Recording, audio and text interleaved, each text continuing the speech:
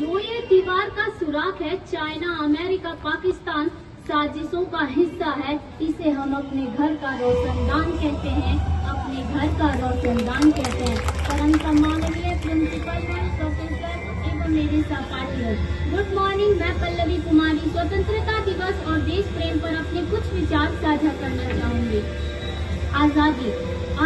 का असली मतलब वही समझ सकता है जिसने कभी गुलामी की हो, और हम बहुत सौभाग्यशाली हैं जो इस स्वतंत्र भारत में जन्म लिए। यूं तो आजादी की लौ 1857 में ही जल चुकी थी, जो वरसाल बनकर 1947 में हमारे देश को आजाद कराई। प्राचीन, मध्यकालीन और वर्तमान भारत के उदाहरणों से मैं यह स्पष्ट करना चाहूंगी कि जब हम तिरंगियों के फेरे में बस गए थे तो रंग के बसंती चोला की एक आवाज पर टोलों के टोले उमड़ आते थे, और उनके वंदे मातरम से खून में आने वाला 5-5 डिग्री का तूफान अंग्रेजी शासकों की जड़ों में तूफान ला देता था। लोग मर जाते थे, मिट जाते थे, फांसी पर चढ़ जाते थे, तो वो भी अपनी देशभक्ति साबित कर रहे होते थे, क्योंकि वह उस दौर देशभक्ति की कसौटी थी। उसके बाद 62, 65 और 71 के युद्धों में अपना सुहाग गंवा देने वाली औरत, जब घर के हालात कुछ ये हो जाया करते थे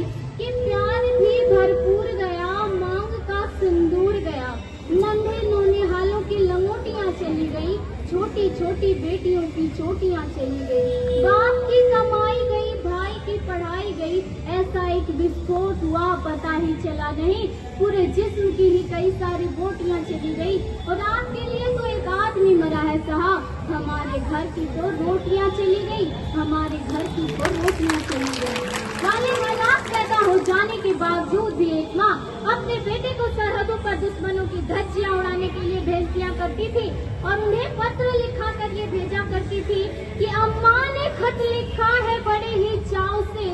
पुत्र मेरे न घबरा जाना, 1 इंच भी पीछे मत हटना, चाहे इंच इंच कट जाना, चाहे इंच इंच कट जाना। इस तरह पूरा परिवार अपनी देशभक्ति साबित कर रहा होता था। तब देश बलिदान मांगता था, तब देश लड़ जाने को कहता था, मर जाने को, मिट जाने को, फांसी पर चढ़ जाने को कहता था। किंतु आज